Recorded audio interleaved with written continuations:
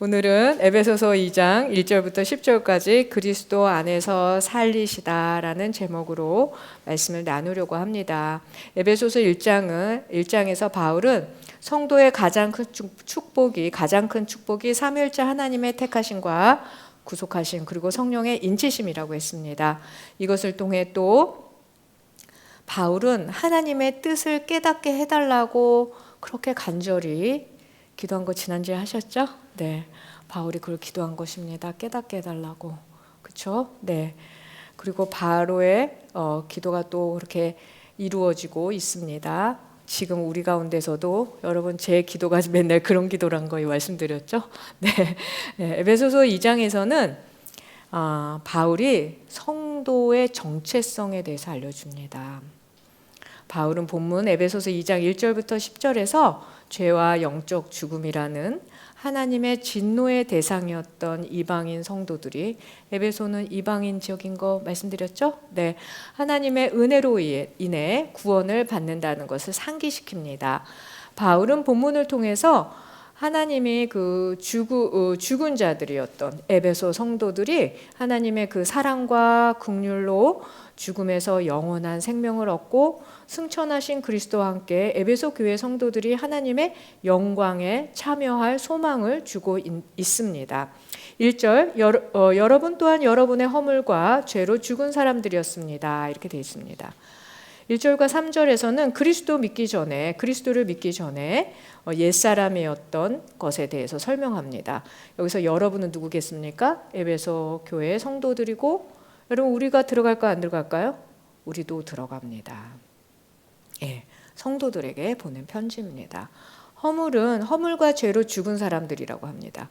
여러분이 영적으로 깨닫지 못해서 그렇지 이렇게 많이 설명합니다. 영적으로 하나님과의 관계가 끊어지면 영적으로 죽은 상태입니다. 잠든 상태라고도 얘기합니다. 그러나 내가 그리스도를 믿겠다고 하면 여러분이 깨닫지 못하더라도 영적으로는 깨어나게 됩니다. 그리고 여러분은 의식하지 못하지만 영생을 주십니다. 그래서 믿음이 연약할 땐 잘 모르지만 믿음이 커지면서 저는 믿음이 정말 이렇게 정말 제가 본받고 싶었던 권사님들이 계셨는데, 돌아가실 때 하나도 죽음을 두려워하지 않고 주로 그분들이 한 얘기는 내가 가기 전까지 하나님이 나한테 시킨 일을 잘 끝내고 갈 때 그거에 포커스가 꽂혀 있지, 날마다 여기 바늘 꽂고 있으면서 매일 투석을 받고 이러시는데도 하나도 그 죽음을 두려워하지 않으시고 그렇게 사셨던 분들을 제가 여러 분 뵀습니다. 그래서 제가 그런 분들 뵐 때마다 저도 저렇게 저 권사님들처럼 늙고 싶다는 그런 기도를 제가 많이 해놨었습니다. 허물과 죄라고 합니다. 허물은 헬라어로 파랍토마라고 하는데 특수하고 아주 구체적인 죄인데, 고의성이 없고 부주의로 발생한 죄로 생각 속에서 주로 머무는 죄입니다. 그래서 하나님과 사람 사이에 일어나는 관계적인 측면의 죄를 가르치고 본질적인 관계에서 이탈한 그런 관계를 허물이라고 합니다. 그리고 여기서 죄라고 나온 것은 헬라어로 하마르티아, 이건 정말 유명한 단어입니다. 일반적으로 고의성이 있는 죄입니다. 그래서 실제 행동으로도 이루어지는 범죄를 가리킵니다. 그래서 누군가하고 싸울 때 내가 속으로만 죽여버리고 싶다라고 생각할 수 있죠. 그거는 허물이 여기서 파랍토마고, 실제로 뭔가 액션을 취한다면 무엇입니까? 하마르티아가 된다는 것입니다. 네. 여러분, 속으로만 지은 죄, 허물은 주님께 회개하고 돌이키면 됩니다. 그러나 이 파랍토마는 그렇지만 이 하마르티아는 정말 그 대가도 치러야 됩니다. 그래서 여러분 어디까지만 딱 가야 되는지 무슨 말인지 아시겠죠? 네. 예. 그래서 죽은 사람들이라고 합니다. 인간의 죽음은 하나님이 엄하거나 잔인해서가 아닙니다. 바로 아담의 죄로 인해서 시작됐습니다. 인간의 허물과 죄로 인한 것이며 하나님과의 관계가 단절된 영적 죽음의 상태를 얘기하는 것입니다. 여러분, 이런 사람들의 특징은 하나님께 반응하지 못합니다. 하나님께 반응하지 못합니다. 예. 창세기 2장 9절 말씀 같이 읽어보겠습니다. 그리고 여호와 하나님께서는 보기에도 아름답고 먹기에도 좋은 온갖 나무가 땅에서 자라게 하셨습니다. 동산 한가운데는 생명나무가 있었고 선악을 알게 하는 나무도 있었습니다. 네, 하나님의 에덴 동산을 만드시고 사람을 둘 때 생명나무와 선악을 알게 하는 나무를 두셨습니다. 그런데 이 그러니까 생명나무는 먹게 하셨습니다. 그러나 선악을 알게 하는 나무는 먹지 말라고 하셨습니다. 창세기 2장 16절 17절 읽어보겠습니다.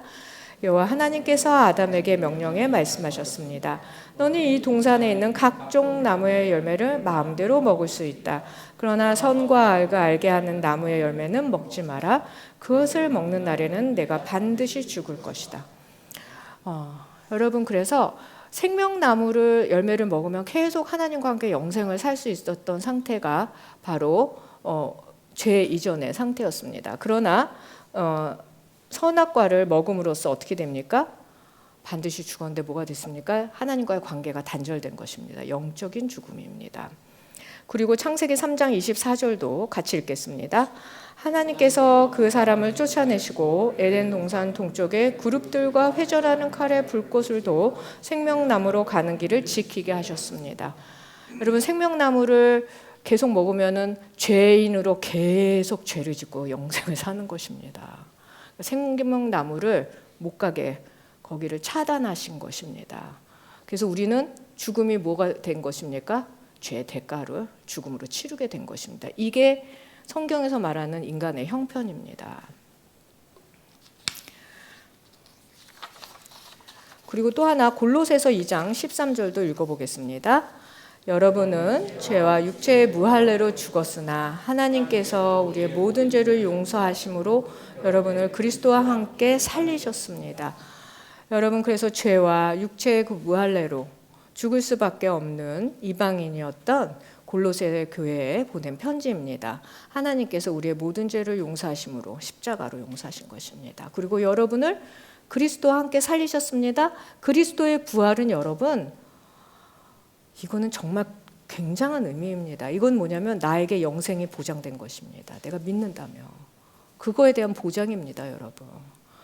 2절, 그때 여러분은 이 세상 풍속을 따라 허물과 죄 가운데 살았고 공중의 권세 잡은 자 곧 지금 불순종하는 아들들 가운데 활동하고 있는 영을 따라 살았습니다. 그때라는 건 언제입니까? 예수님을 믿기 전, 구원받기 전의 과거의 상태, 그리고 허물과 죄 가운데 살았던 때이며, 여러분, 공중의 권세 잡은 자 누구입니까? 사탄의 지배 아래 살았던 때를 의미하는 것입니다. 불순종하는 아들들 가운데 활동하고 있는 영에 따라 살았다고 합니다. 이 세상의 풍속에 따라 산다고 합니다. 여러분, 타락한 인간의 삶, 음행, 우상숭배, 분쟁 등 온갖 죄악을 따라 사는 것입니다. 하나님 나라와 대조되는 세속 사회에서 통용되는 가치들을 추구하는 삶으로 하나님의 인도를 받지 않는 상태를 의미하는 것입니다. 그래서 공중의 권세 잡은 자는 공간보다는 여러분, 우리가 말하는 이런 공간이 아니라 인간의 의식세계, 영적 지배력을 강조하는 표현입니다. 고린도후서 11장 14절 읽어보겠습니다. 그러나 놀랄 것이 없습니다. 그 이유는 사탄도 자신을 빛의 천사로 가장하기 때문입니다.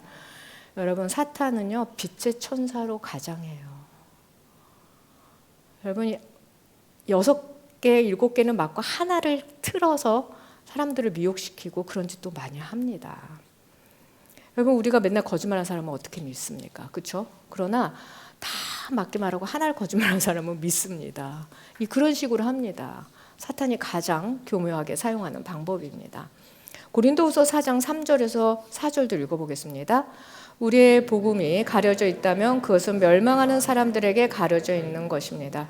그리고 말하자면 이 세상의 신이 믿지 않는 사람들의 마음을 혼미하게 해 하나님의 형상인 그리스도의 영광스러운 복음의 빛이 그들을 비추지 못하게 한 것입니다. 네, 여러분, 우리의 복음이 가려져 있다면 멸망하는 사람들에게 가려져 있는 것입니다. 그들은 어떤 사람들입니까? 이 세상의 신이 믿지 않는 사람들을 혼미하게 해서 하나님의 형상인 그리스도의 영광스러운 복음의 빛이 그들에게 비추지 못하게 한다는 것입니다.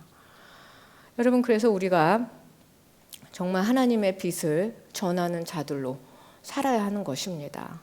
빛이 못 비치게 하는 그 빛을 우리가 전해야 될 줄 믿습니다. 뭘로 전합니까? 몸의 행실로, 그리스도를 닮아가는 그 거룩함으로 하는 것입니다. 친절함으로 하는 것입니다.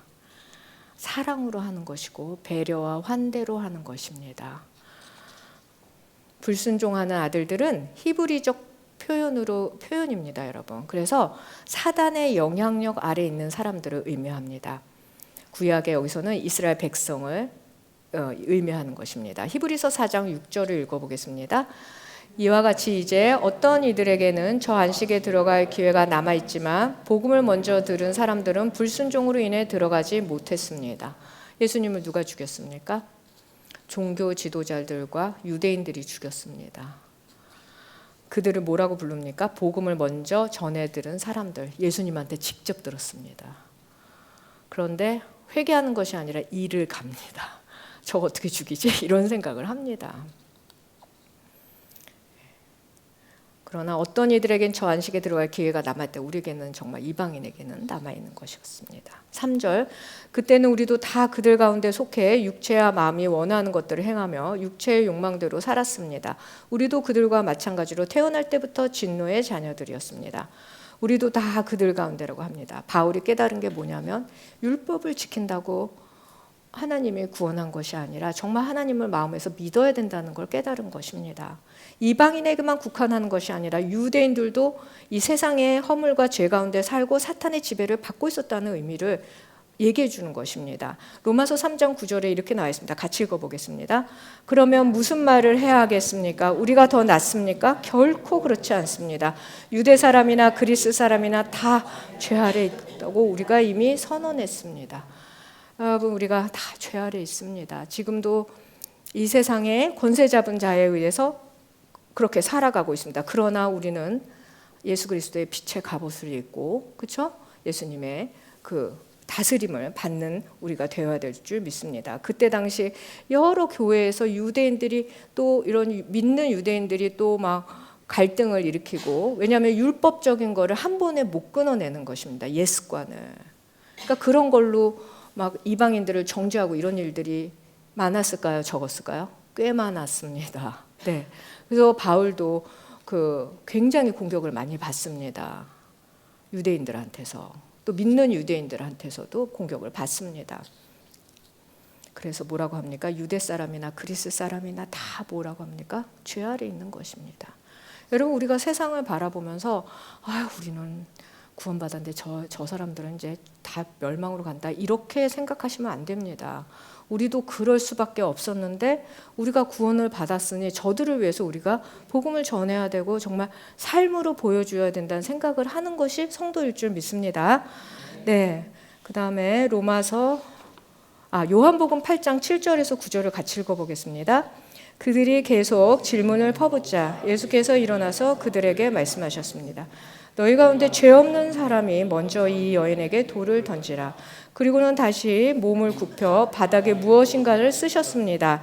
이 말씀을 들은 사람들은 제일 나이 든 사람부터 하나 둘씩 슬그머니 사라지기 시작했습니다. 결국 예수와 거기 홀로 서 있는 여인만 남아 있었습니다. 네, 바로 가늠한 여인이 현장에서 가늠하다 들켜가지고, 그러면 어떻게 해야 됩니까? 돌로 쳐서 죽이는 것이 율법이었습니다. 예수님한테 물어보는 것입니다. 이 여인을 돌로 쳐 죽여야 될까요? 아니면 어떻게 해야 될까요? 물어보는 거예요. 예수님 시험하는 것입니다. 예수님은 곤란하게 하는 질문을 했습니다. 근데 예수님이 뭐라고 얘기하십니까? 너희 중 죄가 없는 자가 치라고 한데 아무도 남지 않고, 그렇죠? 다 하나 둘씩 슬그머니 사라지고 결국 무엇입니까? 예수와 거기에 홀로 여인만 남습니다. 그리고 그 다음 장면 보면 예수님이 다 어디 갔냐 했더니 다 떠났습니다 했더니 너도 가서 다시는 죄 짓지 말아라, 그렇게 얘기하십니다. 예수님은 이렇게 하십니다. 육체와 마음이 원하는 것들을 행하며 육체의 욕망대로 살았다고 합니다. 이렇게 살아서 여러분, 우리가 하나님 나라의 유업을 받을 수 없습니다. 구원받고 그 십자가의 은혜를 입고 나서 계속 육체적인 욕망대로 자기 마음대로 살아서는 하나님 나라의 유업을 받을 수 없습니다. 갈라디아서 5장 18절에서 21절 같이 읽어보겠습니다. 그러나 만일 여러분이 성령의 인도를 받는다면 여러분은 율법 아래 있지 않습니다. 육체의 일들은 명백합니다. 곧 음행과 더러움과 방종과 우상숭배와 마술과 원수매짐과 다툼과 시기와 분노와 이기심과 분열과 분파와 질투와 술취함과 방탕과 또 이와 같은 것들입니다. 내가 전에 경고한 것처럼 지금도 경고합니다. 이런 일을 행하는 사람들은 하나님 나라를 상속받지 못할 것입니다. 아멘. 네. 여러분, 육체의 일들은 명백하다고 합니다. 음행, 더러움, 방종, 우상숭배. 여러분, 탐심은 우상숭배라고 했습니다. 그리고 원수매짐, 마술, 다툼, 시기. 여러분, 시기도 들어갑니다. 비교하는 것. 예. 분노, 이기심, 분열. 여러분, 한국에 기독교 종파가 얼마나 많은지 아십니까? 네, 이런 다 분열들. 네, 조금만 마음에 안 들면 벌써 나가서 하나 차립니다. 네, 여러분 이런 것들. 그다음에 질투, 술 취함. 여러분 술 취함도 들어갑니다. 술을 마시는 거를 하나님이 예수님이 즐겁게 잔치하는 거를 예수님이 금하지는 않지만 계속 이렇게 알코올리즘으로 술 취해서 뭔가 이렇게 하는 것들은 술을 이용하여 술의 체험을 이용해서 뭔가 하는 것들은 옳지 않습니다. 그리고 방탕함, 예, 절제하지 못한 것들, 이런 것들이 다 무엇입니까? 하나님 나라를 상속받지 못한 것입니다. 여러분 여기 어디 믿음이라고 나와 있습니까? 믿음은 구원을 받는데 우리가 칭의하는데 정말 없는 믿음을 진짜 하나님 앞에 고백해서 하나님이 조금씩 믿음을 성장시키면서 믿음이 성장되면서 여러분 이런 걸 할 수가 없습니다. 우리가 그렇게 하면서 주님 앞에 가까이 가면서 성화를 이루는 것이 우리가 신앙생활이라고 하는 것입니다. 태어날 때부터 진노의 자녀들이라고 합니다. 여러분 아담 이래로 인간은 모두 태어날 때부터 죄 아래 놓여 하나님의 진노를 받은 운명입니다. 여러분 아이들한테 거짓말 가르칩니까? 안 가르쳐도 잘합니다. 거짓말 하라 말아도 안 했는데 합니다, 여러분.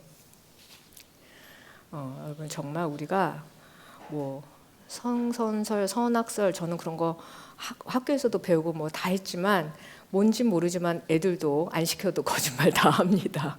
네. 로마서 5장 12절 같이 읽어보겠습니다.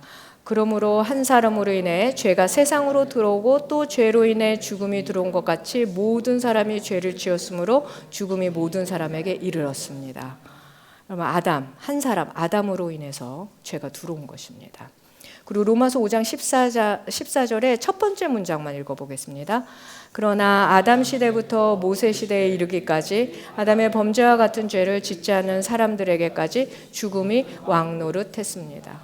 네, 죄가 왕노릇하는 것입니다. 여러분 여러분의 모든 감정과 행동과 거기에 누가 왕노릇하는지 보십시오. 예수님의 사랑인지 아니면 나의 분노와 화, 자기 내 마음대로 안 됐을 때 그 상한 마음들, 상처들, 여러분 이런 것도 사실은 다 죄로 인해서 오는 것입니다. 그러니까 예를 들어서 이렇게 누군가로 인해서 상처받았다면 사람한테는 다 상처받게 돼 있습니다. 그렇죠, 여러분? 어떻게 안 그러겠습니까? 피해자도 되고 가해자도 자기도 모르게 되는 경우들이 있습니다. 그거를 깨닫는 것이, 내가 죄인이라는 걸 깨닫는 것이 바로 구원받기 전에 우리가 깨달아야 되는 게, 죄인인 걸 깨달아야 구원받을 수 있습니다. 내가 어쩔 수 없는 죄인이라는 걸 깨달아야 구원받을 수 있는 것입니다. 아멘. 4절, 그러나 자비가 풍성하신 하나님이 우리를 사랑하신 그 크신 사랑으로 인해라고 합니다. 1절부터 3절이 구원받기 이전의 인간의 상태라면은 4절과 5절은 구원과 관련돼서 어떻게 하나님이 왜 그 하나님의 성품, 어떤 하나님의 성품으로 우리를 구원하시는지 세 가지로 제시가 됩니다. 첫 번째가 자비하신 하나님입니다. 자비가 풍성하신 하나님이. 구원의 이유는, 자비는 여러분 뭐라 했습니까? 하나님이 우리를 불쌍히 여기시는 것입니다. 불쌍히 여기는 것입니다. 여러분 하나님이 없었다고 한번 상상해 보십시오. 나 얼마나 악독하게 살았을지 상상이 돼서 네. 디도서 3장 5절을 같이 읽어보겠습니다. 그분이 우리를 구원하셨다. 이는 우리의 의로운 행위 때문이 아니라 오직 그분의 자비 때문이다. 그분은 거듭나게 씻어주시고 성령의 새롭게 하심으로 인해 구원하셨다. 네, 우리의 의로운 행위가 어디 있겠습니까, 여러분? 다 자기가 옳다고 생각하는 게 의로운 행위입니다. 그러나 오직 우리가 구원하신 것은 그런 우리를 불쌍히 여기시는 그 하나님의 자비하심 때문인 줄 믿습니다. 그래서 거듭나게 씻어주시고 예수 그리스도의 십자가의 보혈로 씻어주시는 것입니다. 그리고 성령의 새롭게 하심으로 인쳐주시는 것입니다. 아멘. 두 번째는 우리를 사랑하신 그 크신 사랑이라고 되어 있습니다. 사랑을 베푸시는 하나님입니다. 이것이 구원의 본질입니다. 조건 없이 베푸는 십자가 부활의 사랑으로 구원하시는 것입니다. 요한일서 4장 10절 같이 읽겠습니다. 사랑은 여기에 있습니다. 곧 우리가 하나님을 사랑한 것이 아니라 하나님께서 우리를 사랑하셔서 우리 죄를 위해 그분의 아들을 화목제물로 보내주셨습니다. 아멘. 네, 우리가 먼저 사랑한 것이 아니라 하나님이 먼저 우리를 사랑하셔서 우리 죄를 위해 그분의 아들을 화목제물, 죄가 하나님과의 우리의 관계를 끊어놨지만 그 끊어진 관계를 이어준 것이 바로 화목제물로 오신 예수님이십니다. 아멘. 5절은 허물로 죽은 우리를 그리스도와 함께 살리셨습니다. 여러분은 은혜로 구원을 받은 것입니다. 은혜입니다. 은혜를 베푸시는 하나님입니다. 구원의 성격은 죄를 용서하는 것으로 끝나지 않습니다. 여러분, 그냥 죄를 용서하는 것으로 끝나는 것이 아닙니다.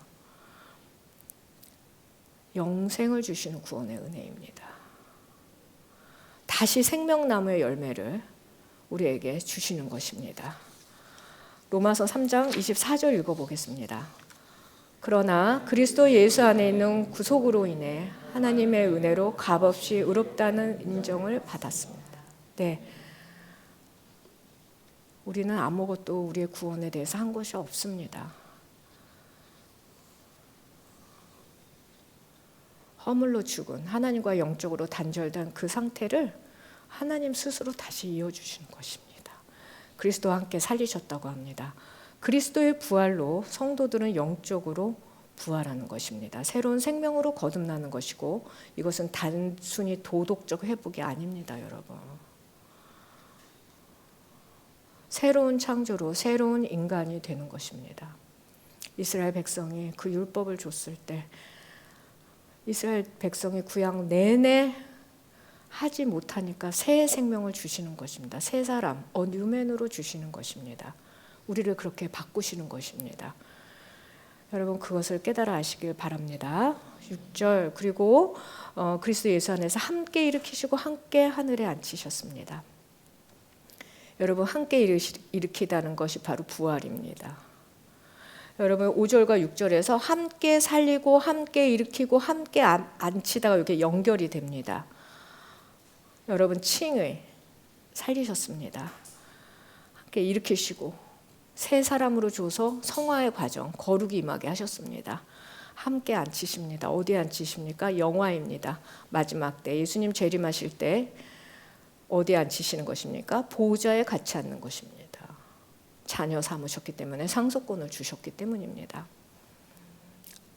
예수님과 같이 보좌의 그 영화로움을 주시는 것입니다. 여러분, 하나님의 구원 목적은 거기까지입니다. 그저 이 세상을 도덕적으로 사는, 그래서 문제 안 일으키고 사는 그거가 아닙니다, 여러분. 그리스도 예수 안에서라고 합니다.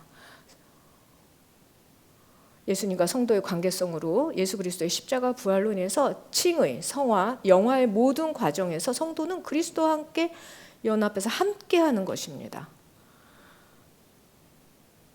함께 하늘에 앉히십니다. 성도들이 단지 죄에서 벗어나는 것이 아닙니다. 대속, 부활, 승천하신 예수님과 연합하여 보호자를 차지하는 영광스러운 존재가 되는 것입니다. 아멘. 여러분, 그래서 저는 이 세상에 별로 그렇게 막 욕심 부리지 않습니다. 왜 그렇습니까? 저는 이게 더 좋습니다. 저는 이게 저의 소망이고 예수님 재림하시는 그 날을 소망하면서 삽니다. 날마다. 7절, 이는 그리스도 예수 안에서 다가오는 모든 세대에게 하나님의 은혜가 지극히 풍성함을 보여주기 위한 것입니다 라고 합니다. 7절부터 이제 마지막 10절까지는 하나님의 구속사역의 목적을 드러내십니다. 왜 그렇게까지 하실까? 다가오는 모든 세대, 여러분 역사적인 다음 세대가 아니라 영원히 이어질 하나님 나라의 세대로 재림 전후의 그 성도들을 모두 지칭하니까 우리도 포함이 됩니다. 다가오는 모든 세대에게 하나님의 은혜가 지극히 풍성함을 보여주기 위한 것입니다. 영원히 동일한 하나님의 사랑을 경험하게 하는 것입니다. 여러분, 하나님에 대한, 예수님에 대한 정보를 아는 거예요. 우리가 아닙니다. 우리의 삶은 성화를 통해서 하나님을 경험하는 것입니다. 하나님의 사랑을, 은혜를 경험하는 것이 우리가 제대로 신앙생활 하는 것입니다. 아멘. 8절, 여러분은 은혜로 인하여 믿음으로 구원받았습니다. 이것은 여러분에게서 나온 것이 아니라 하나님의 선물입니다. 구원은 하나님이 주권적으로 주시는 선물이라는 뜻입니다. 구원의 수단도 믿음의 주체도 우리가 아니라 하나님이십니다. 믿음을 인간의 몫으로 볼 수 없습니다. 우리는 다만 믿음으로 결단하는 선택을 할 뿐입니다. 9절, 행위에서 난 것이 아니니 아무도 자랑하지 못하게 하려는 것입니다. 인간의 행위가 구원에 칭의에 아무런 영향을 미치지 못하고 그래서 자랑할 수 없다는 것입니다. 다만 인간의 몫은 무엇입니까, 여러분? 내가 그 구원을 선택하는 것입니다. 내가 이제 예수님을 믿겠습니다. 고백하는 그 칭의로 시작해서 인간의 몫은 예수님을 닮아가는 그 삶에서 점차 선한 열매를 맺는 신앙의 성숙, 성화를 이루어가는 것입니다. 여러분, 도덕적인 삶은요, 언젠가 이렇게 쌓여서 터질 때가 있습니다. 그런데 여러분, 주님이 주시는 성령으로 인도받는 그 성화의 삶은요, 그런 게 없습니다. 내가 이때쯤 한번 이게 뭐라고 하죠? 터져야 되는데 안 터집니다. 그래서 왜 그러지? 제가 이런 경험 많이 했을까요? 적겠을까요? 저 맨날 이러고 살아갑니다. 지금도. 네, 어떻게 이렇게 살지? 어떻게 이렇게 평안할 수 있지? 그거를 주기 위한 것입니다. 10절, 우리는 하나님께서 미리 예비하신 선한 일들을 위해 그리스도 예수 안에서 창조된 하나님의 피조물입니다. 여러분, 미리 예비하신 선한 일들 택하시고 창세전부터 택하셨다고 그랬죠, 여러분? 이것이 가능한 것은 하나님의 시간은 카이로스의 시간, 과거, 현재, 미래가 동시이기 때문입니다. 여러분, 우리가 이거는 미스테리어스에서 우리가 해석하거나 인간의 말로 설명할 수 없는 것입니다.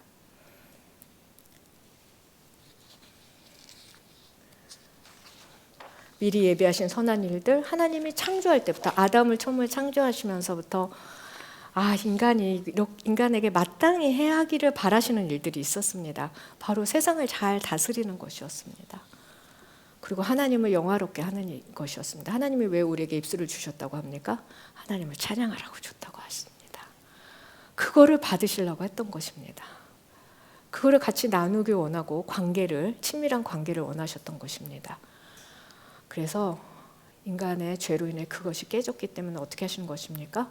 예수님을 통해서 다시 하시는 것입니다. 재창조하시는 것입니다. 그리스도 안에서 거룩을 이루며 하나님께 감사하고 찬양하며 하나님의 말씀대로 살 수 있도록 길을 열어주신 것입니다. 여러분, 이것이 너무 감사하지 않습니까? 아멘. 말씀을 마무리하겠습니다. 오늘 본문에서 예수님의 구원을 믿지 않는 전의 상태를 죽은 사람들이라고 합니다. 여러분, 아무리 불교든 이렇게 꼭 불교만을 얘기하는 거지만 아니면 세상적으로 어디 가서 이렇게 정화수 떠놓고 기도하고 이러신 분들도 만나보면은 그 안에 다 힘든 상처들이 있습니다. 억울함도 있고 그 쓴뿌리가 다 있습니다, 여러분. 그러나 정말 하나님을 믿으며 성화 가운데 산 사람들은 다릅니다. 여러분, 인간을 지배하는 사탄의 가장 강력한 무기는 세상의 풍속입니다. 그래서 제가 기복신앙이 위험하다는 것입니다. 공중의 권세 잡은 자, 마귀와 인간의 불순종, 그리고 욕망, 그 우상숭배, 이게 여러분 분리되는 게 아니라 한 세트로 다닙니다. 한 세트입니다. 이 세상은 자신의 운명을 자신이 책임지고 선악을 선택하는 능력이 자신에 있다고 믿고 자신이 다 선택합니다. 이건 옳아, 이건 틀려, 자기가 다 결정합니다. 그리고 하나님의 간섭을 거부하는 세상입니다. 여러분, 그게 죽은 자 같은 삶입니다. 이렇게 육신만 살아있고 영적인 죽음을 향해 가는 상태는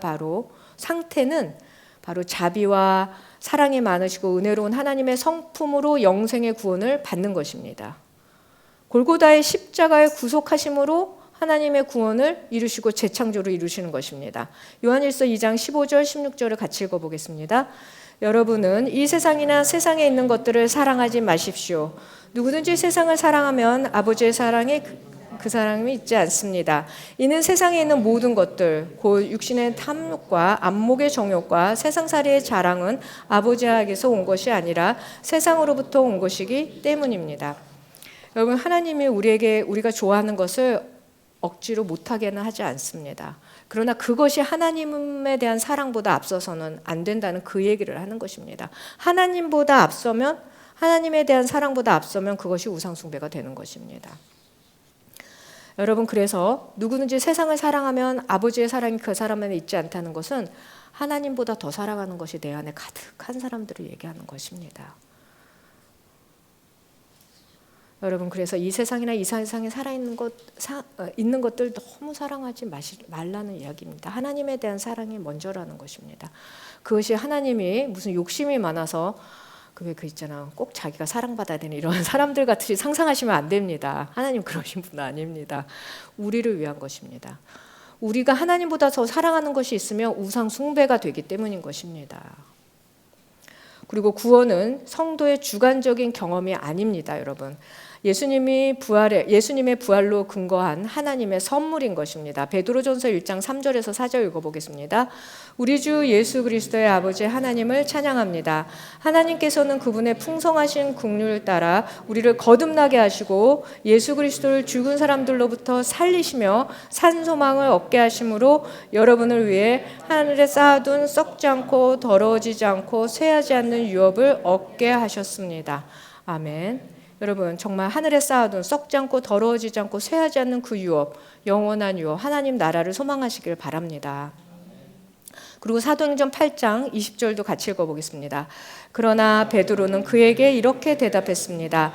당신이 하나님의 선물을 돈으로 살 수 있다고 생각했으니 당신은 그 돈과 함께 망할 것이요.